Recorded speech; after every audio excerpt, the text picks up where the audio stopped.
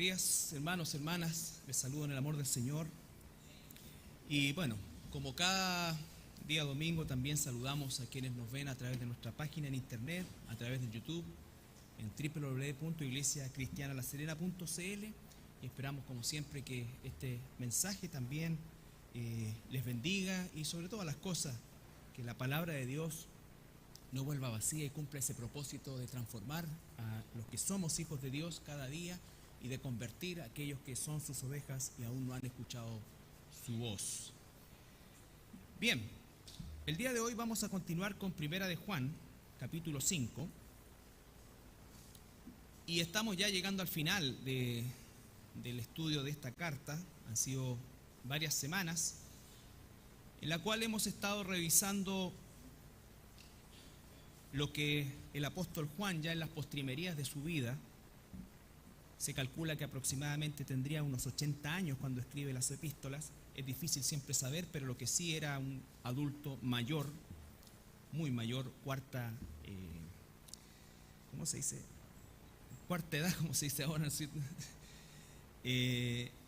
Y por lo tanto, él está escribiendo no solamente desde su corazón, que es algo característico de esta carta, sino que lo está haciendo también desde toda la experiencia que ha tenido a lo largo de las décadas como cristiano. Y él vio sin duda alguna no solamente el nacimiento de la iglesia, sino que también la dispersión de su propio pueblo el año 70 después de Cristo. Recuerden que Juan finalmente termina en la ciudad griega de Éfeso, en el Asia Menor, en Éfeso, ¿no es cierto? Y al parecer muere allí, no muere en la isla de Patmos. Recuerde que de la isla de Patmos después lo devuelven a Éfeso. Entonces, es una carta que tiene mucho que nos ha dado. Sin embargo, en la forma natural de escribir Juan, nosotros podríamos decir, y como lo dije en algunos sermones anteriores, el pensamiento de Juan está expresado como en una especie de circular, ¿no es cierto?, como un tornado donde el gran tema se va volviendo a aparecer varias veces en relación a distintos aspectos, ¿no es cierto? El amor, el amor a la palabra, el amor a Dios, el amor a los hermanos, el amor a la iglesia, en fin, todo eso va dándonos una idea bastante clara respecto a la intencionalidad de la carta de Juan. Lo que vimos la semana pasada en el capítulo 5, desde el versículo 6 hasta el 10 más o menos, hacía alusión a algo que es muy importante en relación a que se está hablando de testimonio. Recuerde que la palabra clave durante todos esos versículos, esa porción bastante pequeña, que sin embargo reitera 9 veces a lo menos la palabra testimonio, lo que significa que es algo relevante dentro del pasaje, y por lo tanto lo que se está hablando ahí es de testimonio, lo que se dice de alguien que testifica, alguien que entrega información, ¿no es cierto? Alguien que está describiendo a otra persona, en este caso a Jesús, por supuesto, de eso se trata la carta, pero el que da testimonio es Dios. Dice en el versículo 9, solamente para recordar, si recibimos el testimonio de los hombres, refiriéndose a que nosotros recibimos información de los hombres, mayor es el testimonio de Dios, porque este es el testimonio con que Dios ha testificado acerca de su Hijo. El que cree en el Hijo de Dios tiene un testimonio en sí mismo. El que no cree a Dios le ha hecho mentiroso, porque no ha creído en el testimonio que Dios ha dado acerca de su Hijo. Entonces, ahí en esos 3 versículos, o en esos 2 versículos, encontramos la palabra testimonio varias veces, y es Dios quien está testificando de quién es Jesús. En el versículo 8 dice, ¿no es cierto?, 3 son los que dan testimonio, haciendo alusión al Padre, al Hijo, ¿no es cierto?, y está hablando acerca de quién es Jesús. Jesús es Dios. Si nosotros en nuestra teología no asumimos que Jesús es Dios, entonces no hay mayor diferencia con cualquier otro sistema de pensamiento filosófico o religioso. Una de las claves, quizás la más importante del cristianismo, es que Jesús es Dios. Y cuando decimos que Jesús es Dios, entonces cambia toda la perspectiva de la obra de Jesús. Jesús no fue un gran hombre que vino a cambiar la manera de pensar de las personas. Jesús es Dios que se hizo hombre y vino a este mundo con un propósito bien determinado, y entonces ahora Dios Padre está dando testimonio de él. Recuerden que dio testimonio en el bautismo cuando dijo: este es mi Hijo amado, en él tengo complacencia. Da testimonio del Hijo en la transfiguración: este es mi Hijo amado, escúchenlo a él. Dios diciendo: escúchenlo a él. ¿Quién podría decir eso? ¿Dios necesita un vocero? ¿Dios necesita aprender algo? No, está diciendo: escúchenlo a él porque él es Dios. Entonces, ese testimonio potente que da Dios es terriblemente condenador cuando los seres humanos no lo creen.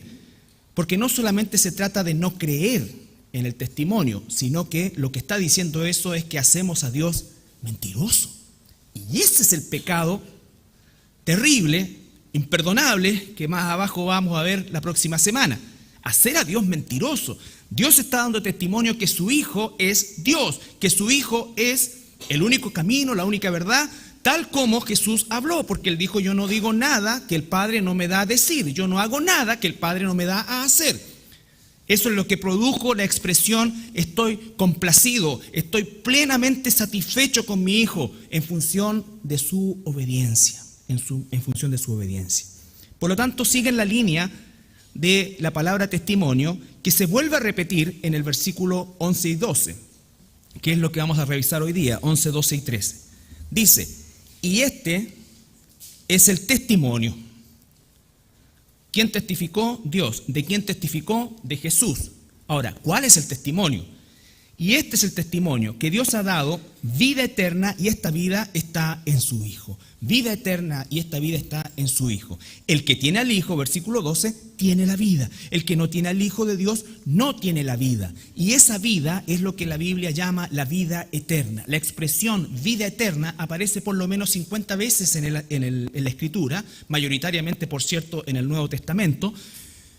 Y por lo tanto es un tema relevante, la vida eterna. La vida eterna vale decir aquello que se prolonga después de esta vida. Esta vida, tal como lo dice Primera de Pedro, es un peregrinaje para los cristianos, pero también es un peregrinaje para todos los seres humanos. Los seres humanos van a pasar la eternidad solamente en dos partes, describe la Escritura: o en la presencia del Señor, en el cielo y en la gloria eterna, o, como dice acá en el versículo 12, el que no tiene al Hijo de Dios no tiene la vida. Por lo tanto, si no tiene la vida, ¿qué es lo que tiene? La muerte.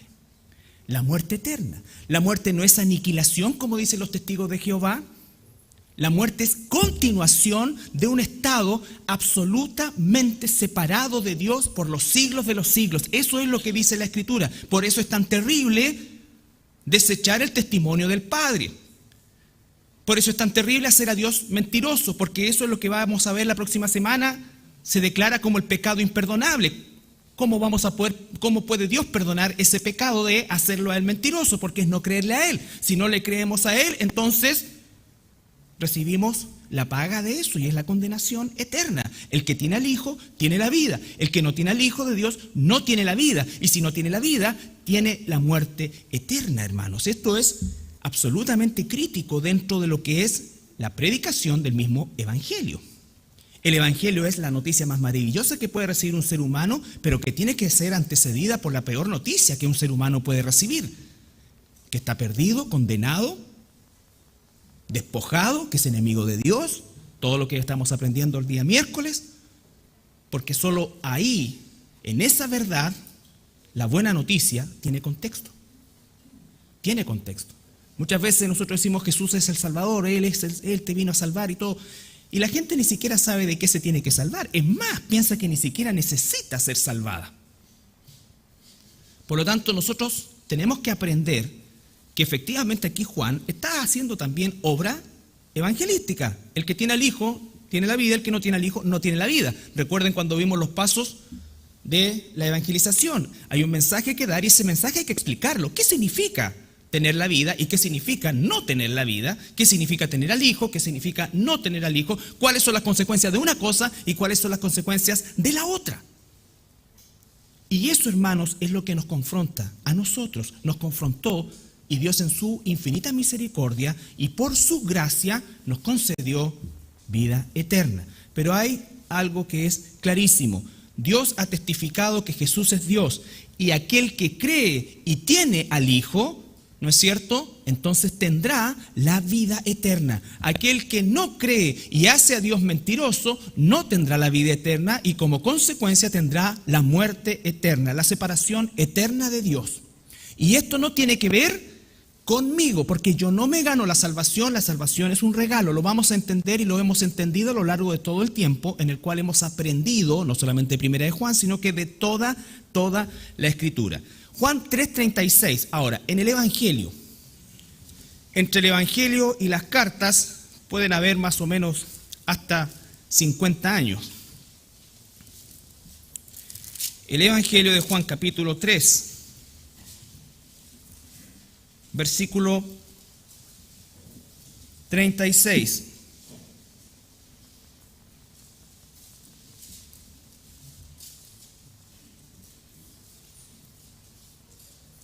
Desde el versículo 33.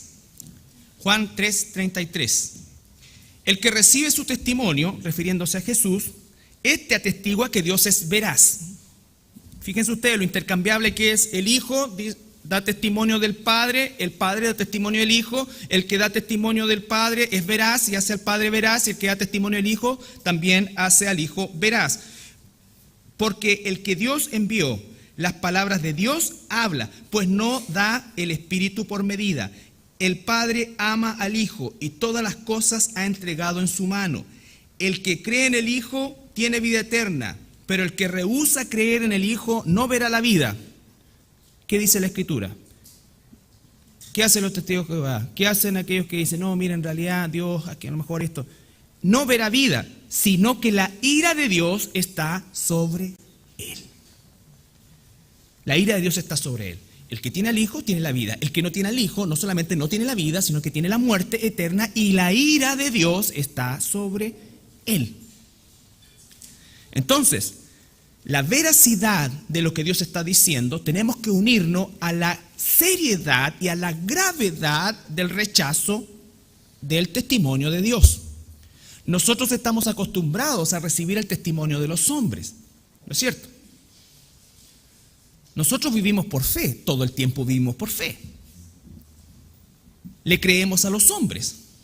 Usted va a un médico y el médico le receta algo, usted no tiene idea qué es lo que es, milina, no tiene idea de lo que es, pero confía en que el facultativo ha estudiado, le ha diagnosticado y ha decidido darle algo que le va a mejorar.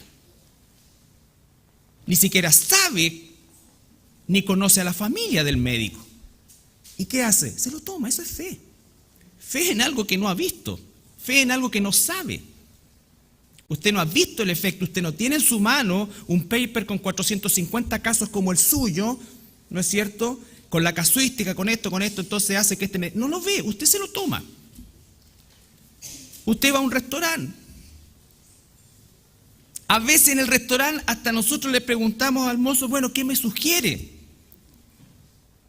Y confiamos en que el cocinero cumplió todas las normas de higiene y no nos echó veneno.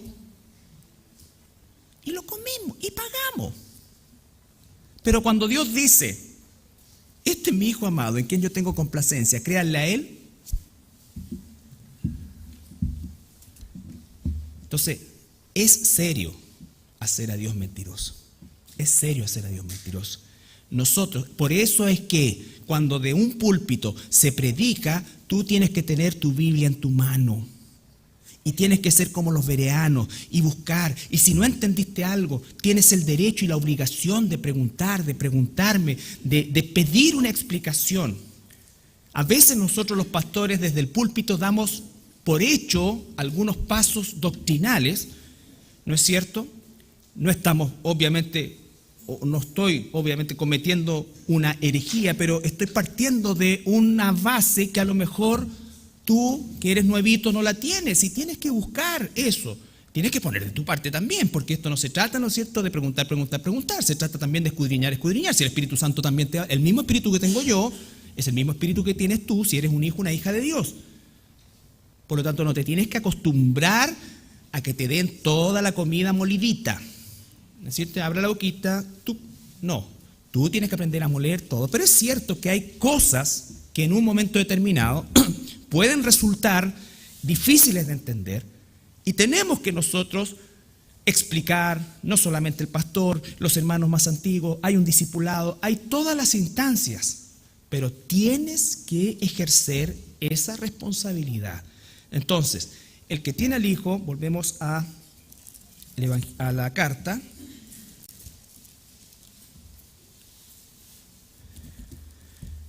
Y este es el testimonio, versículo 11, que Dios nos ha dado vida eterna. Vida eterna. Y esta vida está en su Hijo. Entonces, el testimonio es que hay vida eterna en Jesús. Jesús no solamente da vida, sino que da vida eterna. Vida eterna. ¿Qué es la vida eterna? Si nosotros examinamos algo de la Escritura, ¿cuándo comienza la vida eterna para un hijo e hija de Dios? ¿Cuándo comienza? Y vamos a ir a Efesios capítulo 2, versículo 1 al 5. Recuerde, vida eterna, no eternidad. Hay vida eterna y hay muerte eterna. Vida eterna y muerte eterna. Cuando estamos hablando de vida eterna, estamos hablando de aquel o aquella que ha sido transformado por el Espíritu Santo, aquel o aquella que ha nacido de nuevo. Efesios capítulo 2, versículo 1 al 5.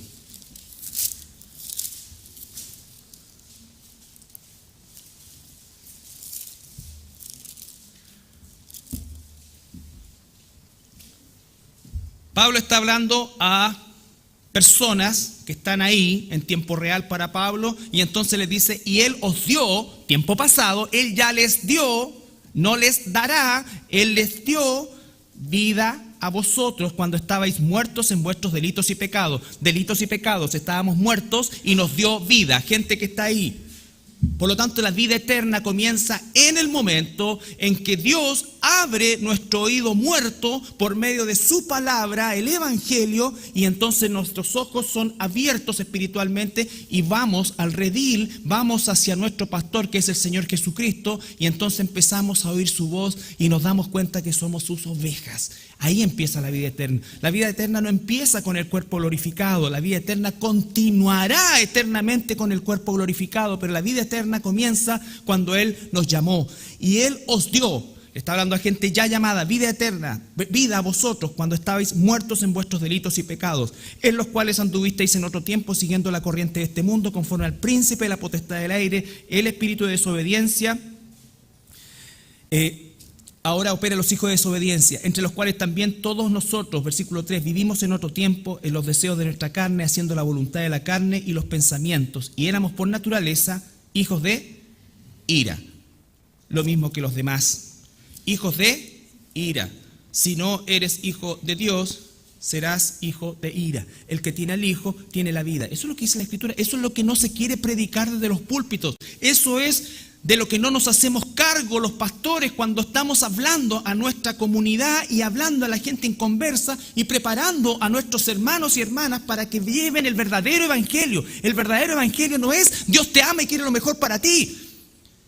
El evangelio no es si no hablas en lengua, no has recibido el Espíritu Santo. Todas esas cosas son invenciones. Invenciones, porque no hemos estudiado la Escritura y no hemos acostumbrado a la religiosidad, igual que los fariseos. La transformación es un proceso sobrenatural, irrepetible, irrenunciable. Es a pesar de mí, no a causa de mí. Porque si fuera por mí, yo elegiría el infierno 1000 veces. Porque en mí no hay nada bueno. Y eso, hermanos, el mundo no lo quiere escuchar. Pero ¿sabes qué? El que lo escucha, ahí viene lo sobrenatural. Que es solo Dios el que te convence de eso. Y cuando digo no hay nada bueno, significa que yo soy buen papá, soy nada bueno a los ojos de Dios que pueda comprar mi salvación. Porque el infierno va a estar lleno de buenos papás, buenas mamás, buenos abuelos, buenos esto, buen trabajador, rehonrado, pero que no tienen al Hijo. Y eso, hermanos, es absolutamente contraproducente. Ya personas aquí se podrían levantar, irse y decir, eso no es de Dios. Mi Dios no es así. Y tienes razón, tu Dios no es así, porque el Dios de la Biblia es asá. Eso es, hermano. Y tenemos que reconvenir esto. Me mandaron un escrito de un pastor luterano. los luteranos históricos, hermanos, pero es un insulto al legado histórico de la Reforma. Un hombre que habla de libertades y que dice que no nos metamos con la libertad, es que hasta cuando reclamamos por el problema de ideología de género, cuando reclamamos por el asunto de la ideología de género, no estamos hablando que vamos a impedir eso. Pero hasta un perro ladra cuando a su amo le van a hacer algo. ¿Y nosotros qué? Si el que las cosas vayan a suceder no significa que no nos opongamos.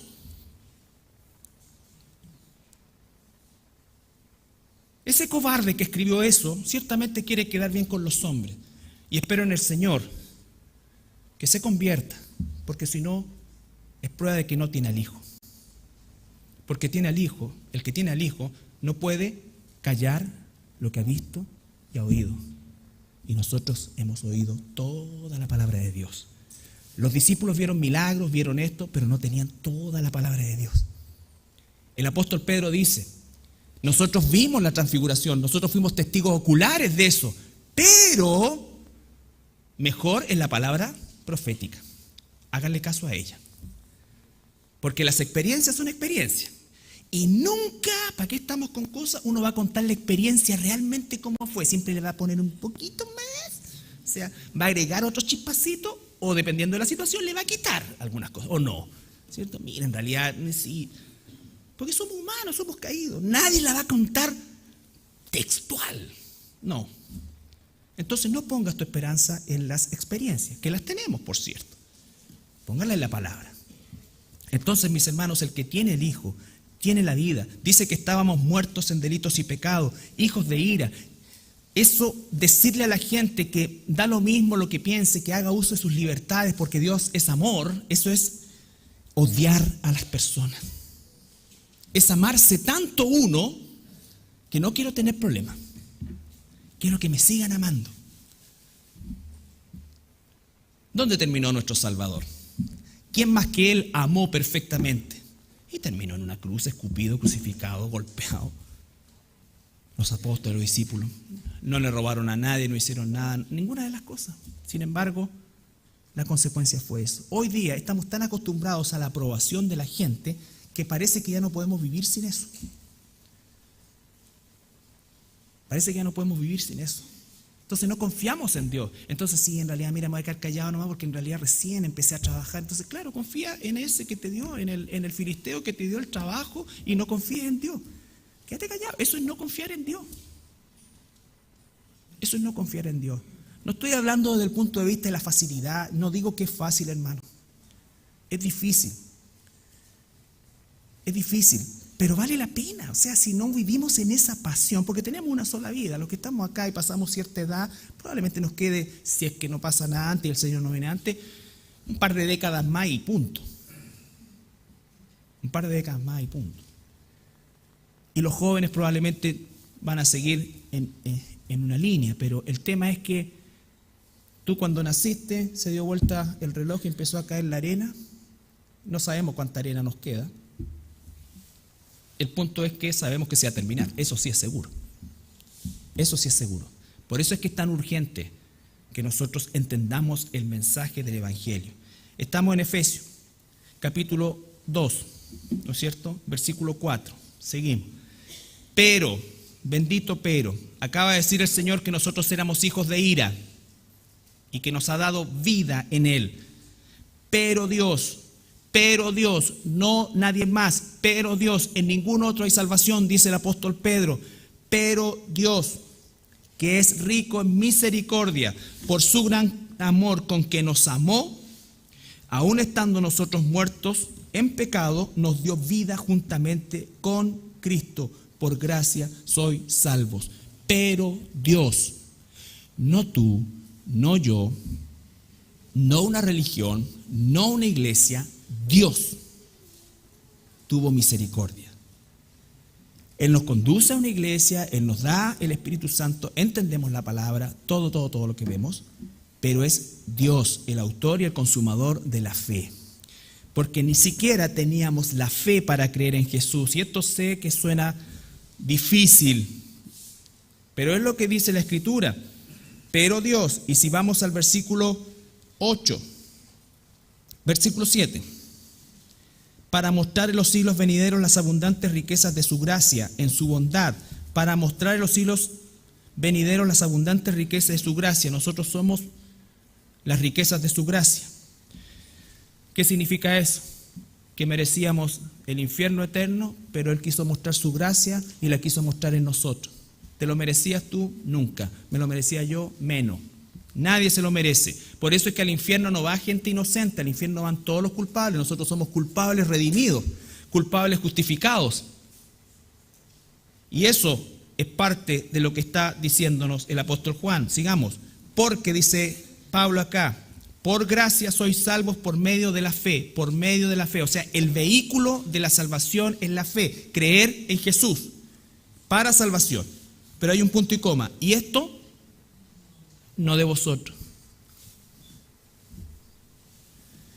Pues es regalo de Dios. Yo estaba muerto en mis delitos y pecados. Él me dio vida. O sea que si Él no me da vida, yo sigo muerto en delito y pecado. Y para tomar esa vida que Él me da, Él tiene que darme la fe para creer en Él. ¿Qué les parece? O sea que damos 0 a la izquierda. Pero ¿cómo? Si yo... Por eso es que cuando las religiones enseñan que tú te tienes que ganar la salvación, es una aberración, es herejía. Es herejía. Entonces imagínate, un ejemplo que me gustó. Tienes un amigo que tiene muchos recursos y para tu cumpleaños quiere construirte una casa de 3 pisos para que tengas bonita vista todo. Y él trae los mejores constructores, los mejores arquitectos, el mejor material y comienza a construir la casa. Pero dice, ¿sabes qué? Te tengo una sorpresa. Para que tú te sientas parte de que tú fuiste parte de esta construcción, te voy a hacer que tú construyas la columna principal de esta casa. Si tú sabes tanto de construcción como yo, ya cacháis para dónde va la cosa. ¿Cuánto cemento es? ¿Esto es cemento, es yeso? ¿Le eché mucha agua? Y entonces toda la casa, el 99% de la casa está perfecta, pero la columna central que sostiene la casa, la hice yo. Y entonces yo no quiero habitar esa casa porque sé que se va a caer en cualquier momento, porque yo hice la columna principal. Así es con la salvación. Toda la salvación es obra de Dios. Si yo hiciera una parte de esa salvación, se caería todo. Yo no aporto nada. Yo no aporto nada.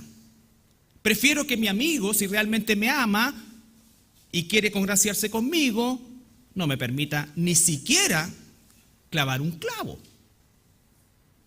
Porque yo no sé, no tengo las competencias. No tengo las competencias para producir salvación, ni en mí ni en nadie. Es su obra completa, total, perfecta. Por eso es que la salvación no se puede perder. Ahora, si yo pensara que coloqué algo en mi salvación, tengo todo el derecho de pensar que la puedo perder. Así como puedo pensar que esa casa se puede caer. Entonces, cuando hablamos de la seguridad de la salvación y de la fe y de la gracia, es el hecho de que todo ha sido parte de Dios. Ahora, yo por dentro puedo elegir el cuadro, pero eso ya es como nosotros decimos, ya es el proceso de santificación. Tengo que esforzarme en buscar, ¿no es cierto? Y también podemos hablar de eso, pero ya soy salvo, ya la estructura está hecha, ya no hay riesgo. Mis ovejas oyen mi voz y yo las conozco. Nunca nadie me las va a arrebatar de la mano, dice Jesús. ¿Y quién puede arrebatar de la mano de Jesús? Todo eso es la seguridad de salvación. Lo que Juan está hablando aquí en la carta es transmitir esa seguridad de salvación para los que somos sus hijos. Y esa seguridad de salvación, que a veces es vista como una cosa totalmente orgullosa por parte de los religiosos, es todo lo contrario. Estamos seguros de nuestra salvación porque estamos seguros de que nosotros no hemos participado en nada. Y que todo lo que hacemos es responder por gratitud a Dios, a la obra perfecta de Dios. Esa es mi seguridad. Mi seguridad es que yo no puse nada en la salvación. Porque si pensara que yo puse algo en la salvación, entonces estaría sumamente preocupado siempre. Siempre. La salvación no es algo que se pierde, se gana, se pierde, se gana, se pierde. No. O la gana, o Dios te la dio una vez y para siempre, o todavía no la has tenido. No hay esta especie de yo, ¿no es cierto?, que sube, baja, soy, no soy, me salvé, la perdí. No. No. Y hay que diferenciar cuando la Biblia se refiere a los apóstatas. Lo mismo que dice Juan, salieron de nosotros, estuvieron entre nosotros, degustaron incluso. ¿Qué es degustar? Probar algo, nada más. Probaron algo, les gustó, pero nunca se convirtieron. Y se demostró cuando salieron de nosotros, porque no eran de nosotros. Y no se está refiriendo que alguien se cambie de iglesia, se está refiriendo que sale de la fe y después cree cualquier cosa. A lo largo de 30 años me ha tocado ver muchas veces eso, muchas veces, más de lo que uno quisiera. Gente que estuvo en esta iglesia y que hoy día está en el Hare Krishna, otro está metido en el budismo, otro en el esoterismo, otro volvió al catolicismo, volvió, en realidad nunca salió. Y todo eso. Y fue gente que participó. Entonces, la salvación es algo que nunca, nunca se pierde. Y es algo que va desarrollando el proceso de santificación que cada vez va dando más testimonio de que somos hijos de Dios. Hijos de Dios. Volvemos a Primera de Juan.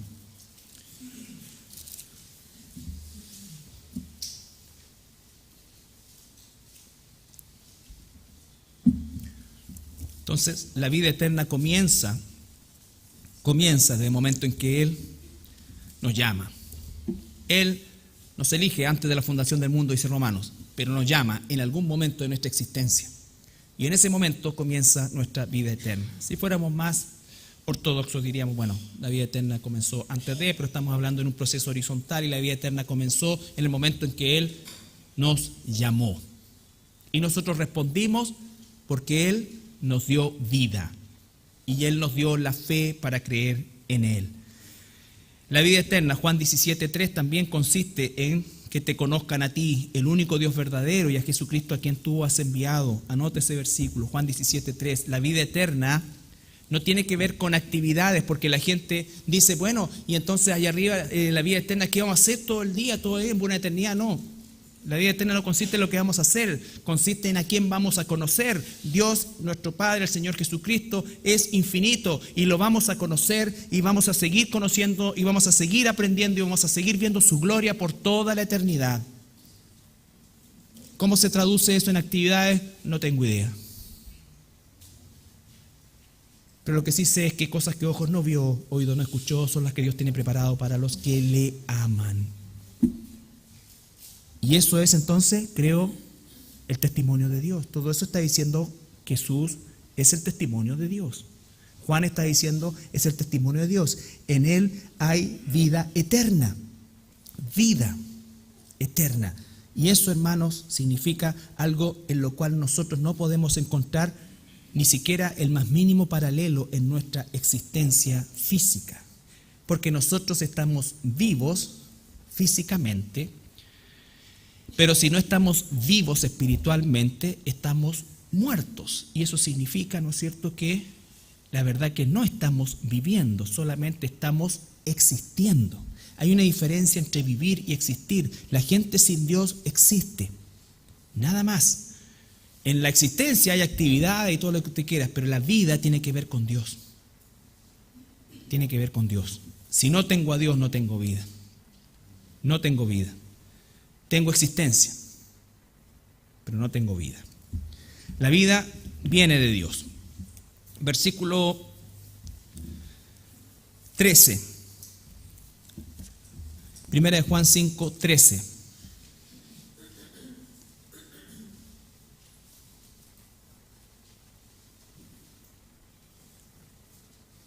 Recuerda el versículo 11. Este es el testimonio, que Dios nos ha dado vida eterna. Nos ha dado vida eterna, ya la tenemos. Y esta vida está en su Hijo. El que tiene al Hijo, tiene la vida. El que no tiene al Hijo de Dios, no tiene la vida. Versículo 13. Estas cosas, refiriéndose a toda la carta, pero en particular a lo anterior, estas cosas os he escrito, dice Juan, a vosotros que creéis en el nombre del Hijo de Dios, para que sepáis que tenéis vida eterna y para que creáis en el nombre del Hijo de Dios. Parece una contradicción, porque primero dice, estas cosas os he escrito a vosotros que creéis en el nombre del Hijo de Dios. Ya creemos, somos hijos de Dios. Para que sepáis que tenéis vida eterna, o sea, soy hijo de Dios. Pero dice, ahora quiero que creas más. No creas más cosas. Cree más en quién eres y a dónde vas y que tienes vida eterna. Eso se llama la seguridad de salvación. Debemos estar seguros de nuestra salvación. A veces la gente, incluso como cristianos, todos nosotros hemos pasado por momentos en los cuales dudamos de nuestra salvación. ¿Y sabes por qué dudamos de nuestra salvación? Porque nos estamos mirando a nosotros. Y eso es algo que Satanás también pone en nosotros. Cada uno de nosotros sabe efectivamente que va a haber gente que va a abusar de la fe, entre comillas, pero cualquiera que abusa de eso, hermano, lo más probable es que no sea cristiano. Porque la palabra dice en Romanos, el apóstol Pablo, ahora que somos libres del pecado, de la culpa del pecado, entonces vamos a pecar más. Y la respuesta es contundente, por supuesto que no, vamos a luchar más. Lo que nos estorba no es hacer la voluntad de Dios, lo que nos estorba es nuestra naturaleza carnal, que nos impide hacer más la voluntad de Dios, tal como lo dice el apóstol Pablo, ¿no es cierto?, que quisiera ser liberado de este cuerpo de pecado. Porque muchas veces lo que quiero hacer en el hombre interior no puedo llevarlo a efecto porque se levanta esta naturaleza carnal que arrastro todavía y de la cual espero en Dios despojarme. Entonces, por eso es que la palabra dice, ¿no es cierto?, vístanse. Porque todavía no estamos revestidos de el cuerpo glorificado. Mientras tanto nos tenemos que vestir con la gloria de Dios, con el testimonio de Dios. ¿Por qué? Porque eso es un proceso diario, ¿no es cierto? Un proceso diario. Un día ya no nos vestiremos más, ya seremos y estaremos revestidos eternamente en un cuerpo glorificado. Pero hoy estamos en una naturaleza caída y tenemos que sacarnos esa naturaleza caída y vestirnos de la naturaleza espiritual. Y ese es un proceso diario. Por eso diariamente debemos estar en la palabra, en la oración, en la comunión, todo diario. Cuando dejamos de hacer eso, andamos vestidos completamente de nuestra naturaleza caída. Y entonces nuestra propensión al pecado es aún mayor, aún mayor. Estas cosas he escrito a vosotros que creéis en el nombre del Hijo de Dios. Fíjense la diferencia con el Evangelio. Y por eso se llama Evangelio. Juan, el Evangelio, capítulo 20.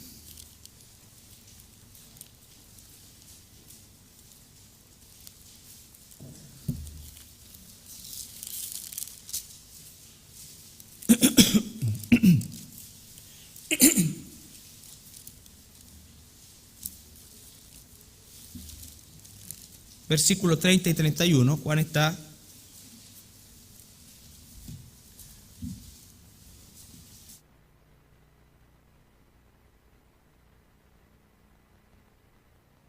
Juan 20, 30 y 31, dice, hizo además Jesús muchas otras señales en presencia de sus discípulos, las cuales no están escritas en este libro. Pero estas se han escrito para que creáis que Jesús es el Cristo, el Hijo de Dios, y para que creyendo tengáis vida en su nombre. Le está hablando a los inconversos. Todo esto que está escrito en el Evangelio es para que ustedes crean que Jesús es el Cristo, el Hijo de Dios, y para que creyendo, tiempo futuro, tengáis vida en su nombre. Volvamos a Juan. Entonces, la audiencia, con el mismo mensaje, pero con otra dirección. La audiencia del Evangelio son inconversos, la audiencia de la carta somos cristianos. Estas cosas os he escrito a vosotros que creéis, no creáis, ya creemos en el nombre del Hijo de Dios, para que sepáis que tenéis vida eterna. no para que tengan vida eterna, sino para que refuercen que tenemos vida eterna. Recuerden las circunstancias de la Escritura en términos generales, circunstancias difíciles para el pueblo de Dios. Necesitaban esperanza, necesitaban ver una luz al final del camino, necesitaban tener realmente una fortaleza, al igual que nosotros. Pero como veíamos la semana pasada, nosotros tenemos tal cantidad de arraigos que esa realidad de la vida eterna es algo que nos suena a veces muy lejos, muy distante, muy distante. Para estos hermanos era el todo, para nosotros no es el todo. Y Juan dice, y Juan está diciendo, ¿qué cosa? No se olviden, sepan que tienen vida eterna, sepan que lo que están viviendo, sea agradable, sea desagradable, sea lo que sea, ¿no es cierto?, tendrá un fin. Y ustedes tienen vida eterna. Y esa vida empezó cuando el Señor les llamó. Para que sepáis que tenéis vida eterna y para que creáis en el nombre del Hijo de Dios. Creer en el nombre del Hijo de Dios en relación al testimonio que se está dando. En Él hay vida eterna. No olvidemos eso, hermanos. En Él tenemos vida eterna. Y la vida eterna empezó el día que Él te llamó. El día que Él te llamó. La seguridad de la salvación. Romanos 8.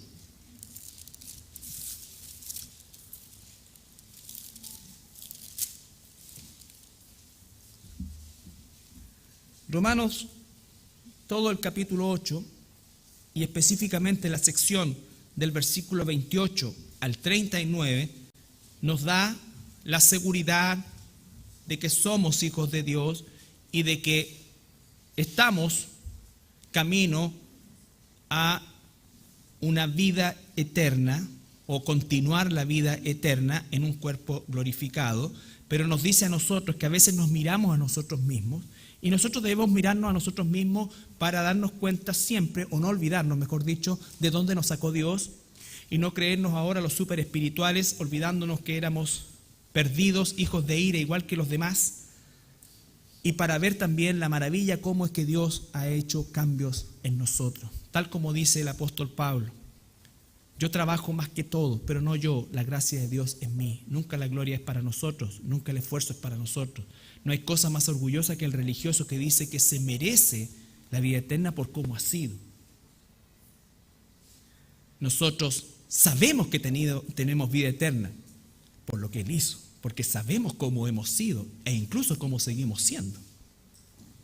Y vemos la mano de Dios trabajando en nosotros, pero a medida que la mano de Dios trabaja en nosotros, también, por decirlo de alguna manera, el estándar va subiendo, pero ese estándar no va subiendo para hacernos más orgullosos, sino para hacernos más humildes, para saber cómo la mano de Dios ha sacado cosas que antes eran para mí arraigos pecaminosos, hoy día no lo son y soy libre de eso, para la gloria de Dios.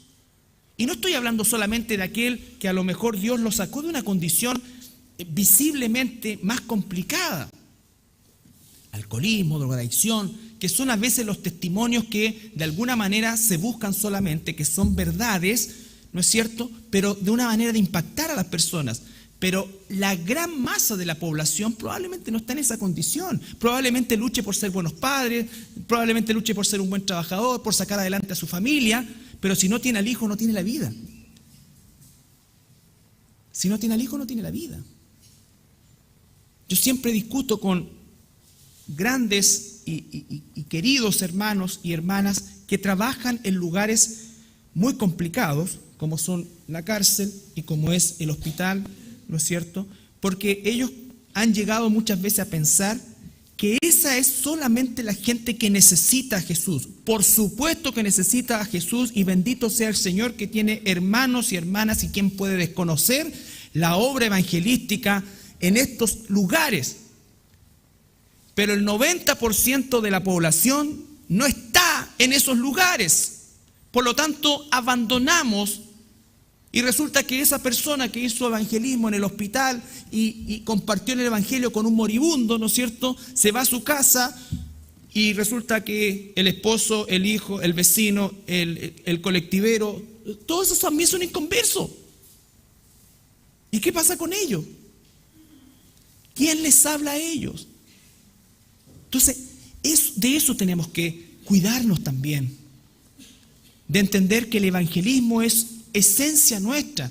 Tú puedes estar en el banco esperando cambiar un documento y es quizás una oportunidad de la fila, porque tú siempre estás pensando y miras a la gente y piensas realmente, si el Señor viene ahora, si todo termina ahora, ¿dónde va esta gente? ¿Dónde va esta gente? No estoy diciendo ponte con un megáfono, no. Ya vamos a hablar en el evangelismo acerca de los métodos o sistemas, que tampoco me gusta nombrar métodos o sistemas. Estoy hablando de que Dios abre puertas. Dios abre puertas. Y cuando tú estás sensible, vas a ver la cantidad de puertas abiertas que hay alrededor nuestro. Pero que no las hemos visto, porque pensamos que evangelismo es una actividad. Y evangelismo no es una actividad. Es parte de nuestra vida como cristianos. Está en nuestra esencia, o debe estar en nuestra esencia. Entonces, la seguridad, todo habla de la seguridad, el capítulo 8. Pero nos vamos a centrar en el versículo 37 al 39. Romanos 8, 37 al 39. Antes, en todas estas cosas, somos más que vencedores por medio de aquel que nos amó. Por lo cual estoy seguro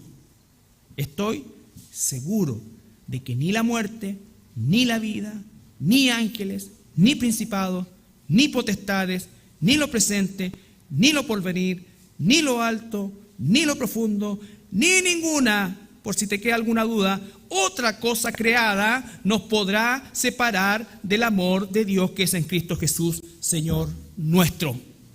El que tiene al Hijo tiene la vida, regocíjese, viva una vida de gratitud, haga obra de evangelista, viva una vida que honre a nuestro Padre Celestial, viva una vida que honra a nuestro Padre Celestial por gratitud, porque le amamos, no porque estamos obligados como religiosos a hacer algo por miedo, sino que por amor. ¿Por qué? Porque Él nos ama. Los que deben tener miedo son los que no tienen al Hijo, porque el destino de ellos es el infierno eterno.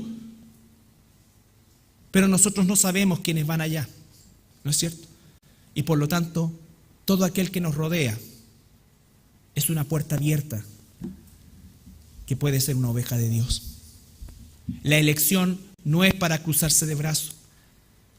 La elección es para estar seguro de que la obra no depende de nosotros, que nosotros no salvamos a nadie, que nadie se salva por nosotros, que Dios tiene sus ovejas y Él las va a llamar, pero es confiar plenamente en que por medio del Evangelio correctamente enseñado, predicado y el amor por las almas perdidas, entonces vendrán las ovejas al redil de Dios, de nuestro Padre Celestial, tal cual vinimos nosotros años atrás, un mes atrás, una semana atrás, hoy día, no sé. Pero es un acto de la voluntad y de la sobrenaturalidad de Dios. Y nosotros, Dios nos hace en su infinita misericordia, porque quiero avisarles que no nos necesita, no me necesita a mí, no te necesita a ti, porque Dios es absoluto. Sin embargo, en su amor, en su gracia, nos deja en esta tierra con un propósito. El propósito más importante y más hermoso, que es estar en el mundo, no vivir como el mundo, no pensar como el mundo, no volvernos al mundo, sino que brillar en el mundo, para que nuestros hechos, nuestros actos y nuestra predicación, porque no es solamente vivir una vida delante de la gente, sino que es hablar el Evangelio. Si no hay predicación del Evangelio, si el Evangelio no está dicho verbalmente, no se ha hecho evangelismo. No se ha hecho evangelismo. Entonces, Juan, volviendo y para terminar, para que vayan a prender la parrilla, vamos a ser hoy día dadivosos en función de la fidelidad, por la fidelidad de ustedes. Vamos a terminar un minuto antes.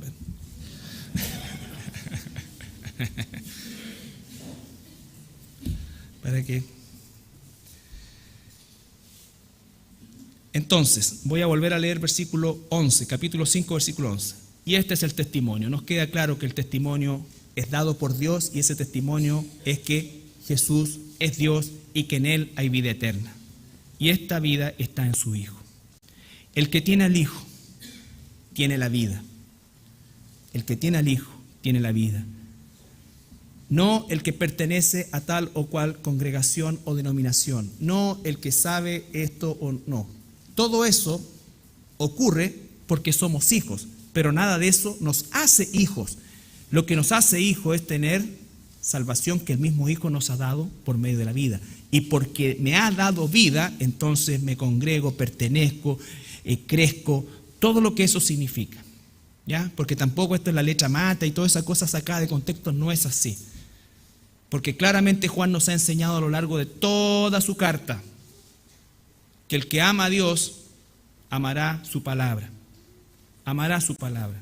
Amor a Dios es amar su palabra. Y amar su palabra es obedecerla. Versículo 13. Estas cosas os he escrito a vosotros que creéis en el nombre del Hijo de Dios, para que sepáis que tenéis vida eterna y para que creáis en el nombre del Hijo de Dios. Ya hemos creído, tenemos que fortalecernos en eso, tenemos que confiar en eso, tenemos que afirmarnos en eso y eso tiene que catapultarnos a una vida distinta, una vida de gozo. Que la gente pueda estar con nosotros y pueda palpar ese gozo que viene de Dios, pero no solamente expresado en manifestaciones, no, el gozo de obedecer a Dios, de vivir una vida plena, aun cuando las condiciones en términos generales no se da para eso,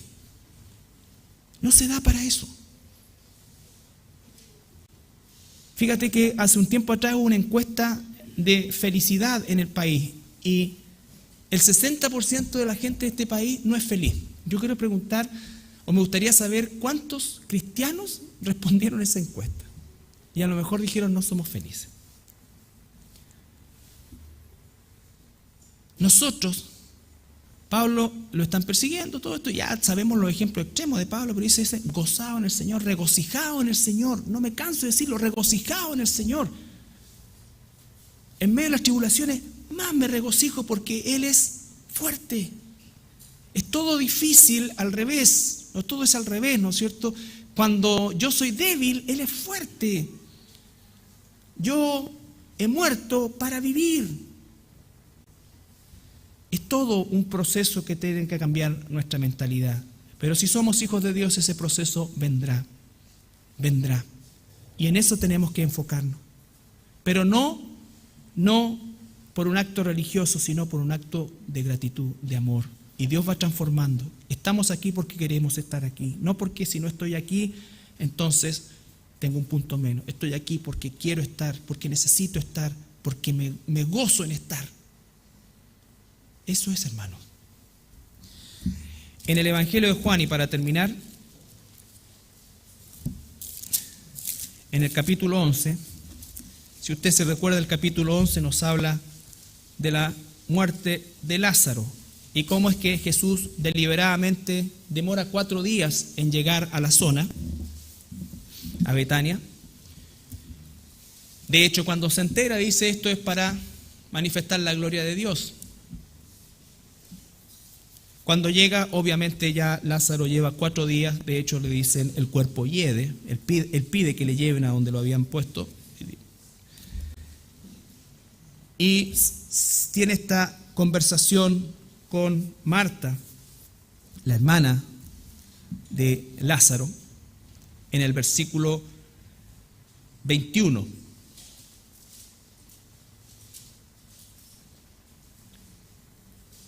Viene Jesús, Marta sale a ese encuentro. 11:21.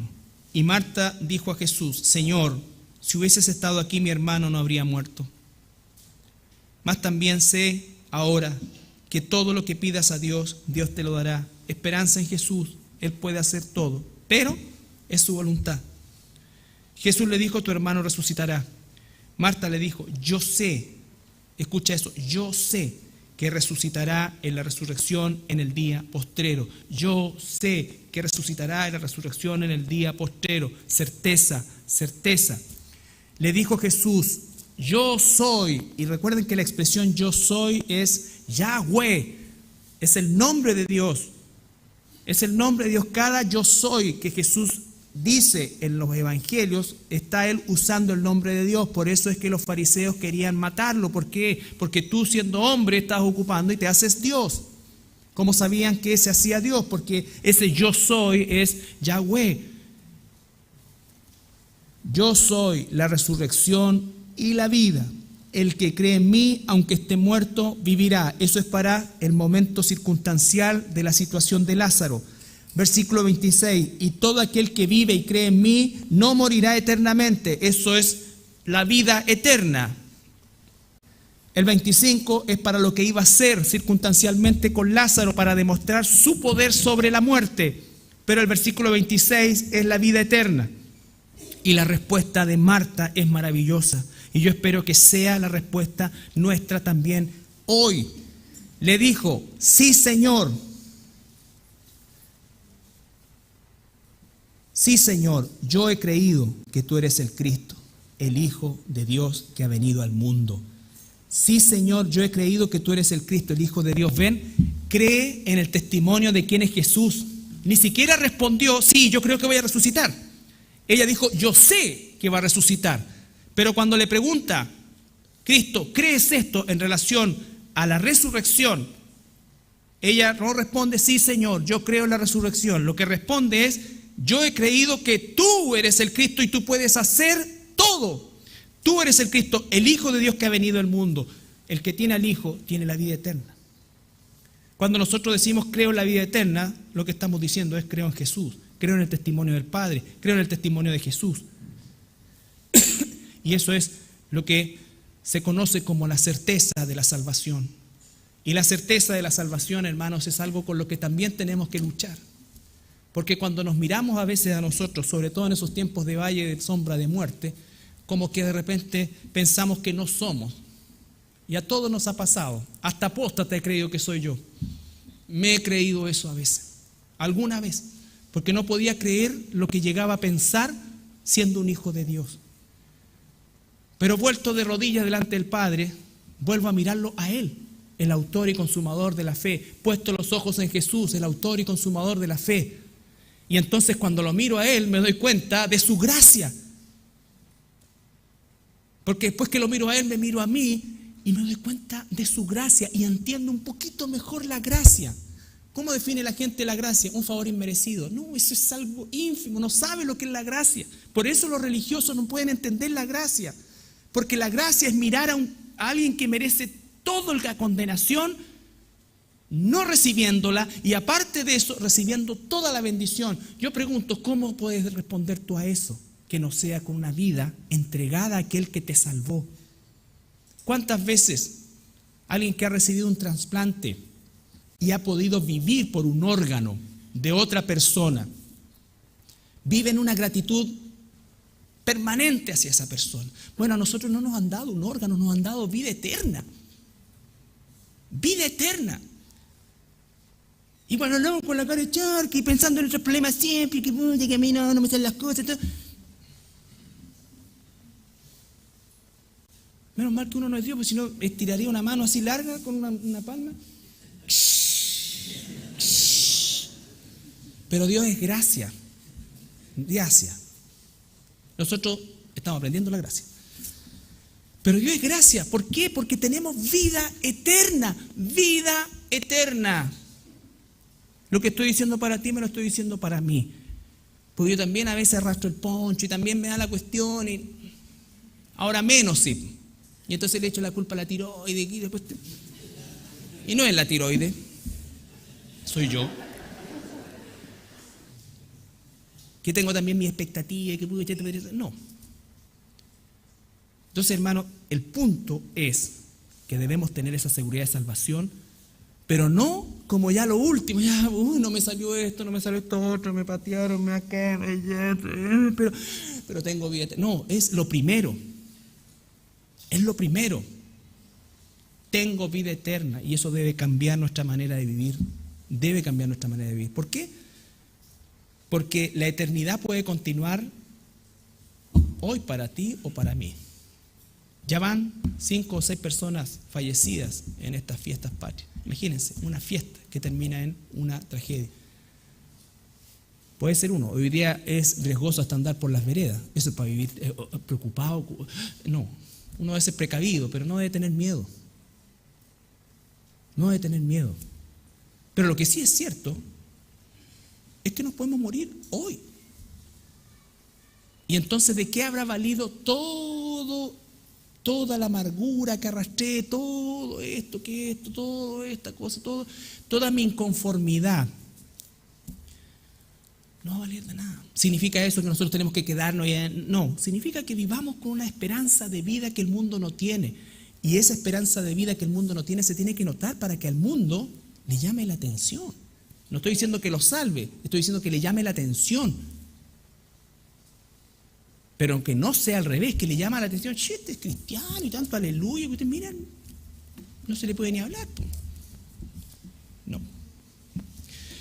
Bien, el que tiene al Hijo tiene la vida. Le ruego a Dios que todos los que esta mañana estamos reunidos aquí, tengamos al Hijo. Si no es así, hoy es el momento de que tú escuches la voz del Señor Jesús, te arrepientas, te vuelvas a Él